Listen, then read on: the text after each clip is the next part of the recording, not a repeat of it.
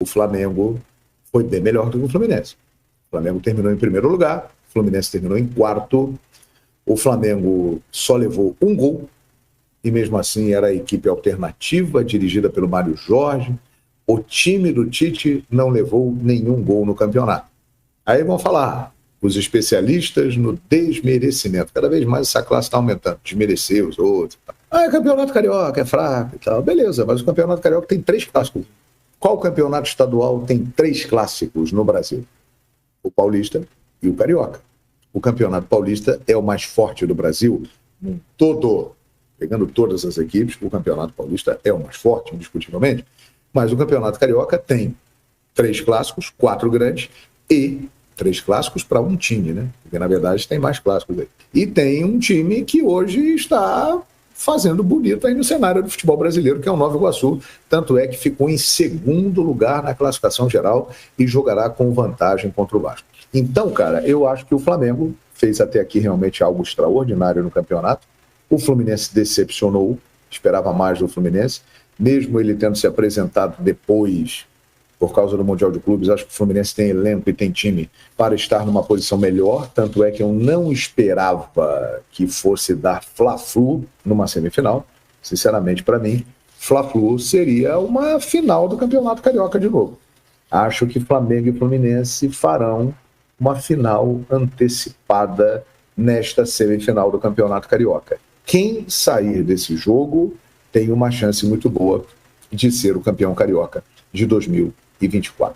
E por falar em hoje também teve entrevista coletiva lá no Flamengo, Léo Ortiz falou, Marcos Braz, Bruno Spindel. Vou começar com o Léo Ortiz, que ele deu uma declaração muito bacana aqui, falando: o Flamengo traz muitas oportunidades para a carreira, uma visibilidade maior para a seleção.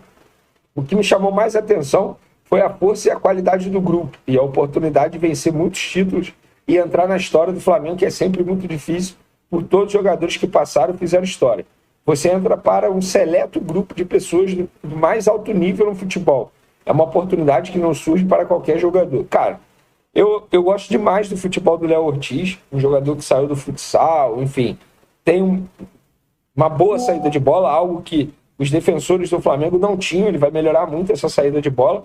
E eu gosto muito do discurso dele. É um cara que tem uma boa oratória, fala muito bem, então sabe se explicar muito bem publicamente. E em todas as entrevistas que ele dá envolvendo o Flamengo, ele sempre deixa claro o conhecimento que ele tem da grandeza que é vestir a camisa rubro-negra. Vai dar certo ou não? Não sei.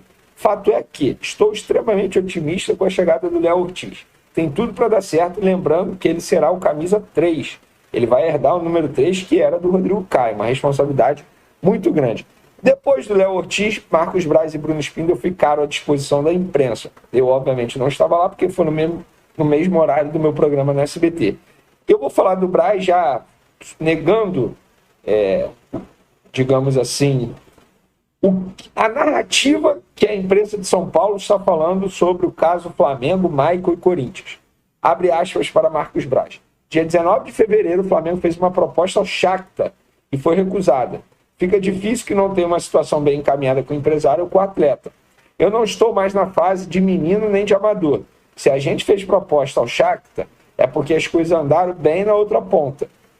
O que aconteceu é que o Shakhtar negou a proposta. A gente, por razões internas aqui, entendemos que poderia fazer contraproposta. Mas tinha a situação do prazo do dia 7. O Flamengo não avançou nesta negociação em função também da demora. Perdemos muito tempo em relação ao Ortiz.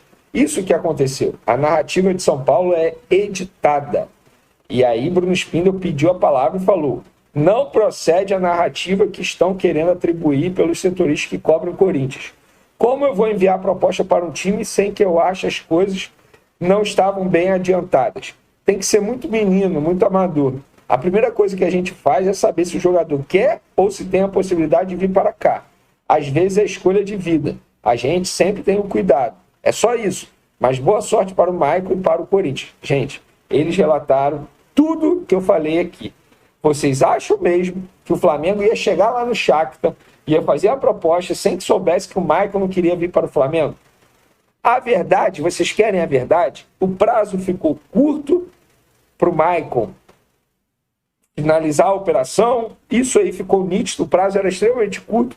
E o Maicon ficou com medo de dizer sim, chegar e falar, pedir para sair do Flamengo, e aí a operação não ser finalizada a tempo e ele ficar mal no Corinthians. Isso é óbvio, está nítido para qualquer pessoa enxergar isso. Dizer que o Flamengo recebeu um não do Maicon, gente, não é, digamos, a narrativa correta, como eu estou usando a palavra que os dois dirigentes utilizaram.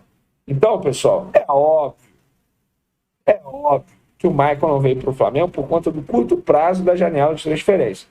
Se não fosse por isso, eu arriscaria dizer que o Maicon já estaria vestindo a camisa do Flamengo.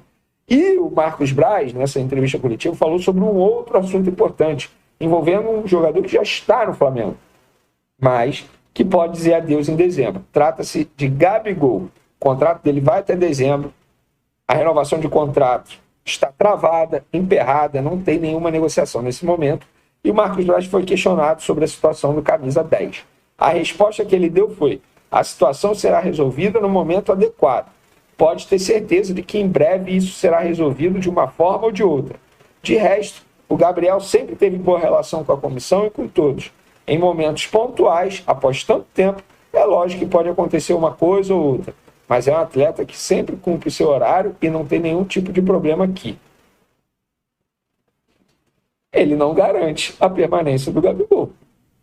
Gente, estamos falando de uma renovação de contratos extremamente complicada. Eu não acho que o Gabigol vai chegar no meio do ano e vai assinar um pré-contrato, não. Mas eu acho que ele vai esperar até o final. Prevejo uma longa novela nessa, digamos, possível renovação de contrato do Gabigol. Uma longa novela. Porque nenhum clube vai querer contratar o Gabigol agora, sendo que ele pode sair de graça. Eu vejo uma longa novela. De repente o Gabigol pode utilizar o fato de ficar livre para poder ganhar mais em outro clube. Enfim, muita coisa ainda vai acontecer. A única certeza que a gente tem nesse momento, na verdade, a única incerteza é o futuro do Gabigol, se ele fica ou não. De resto, é querer adivinhar, não tem jeito. Ó, galera, Flamengo e Adidas estão perto de renovar o contrato que acaba em 2025.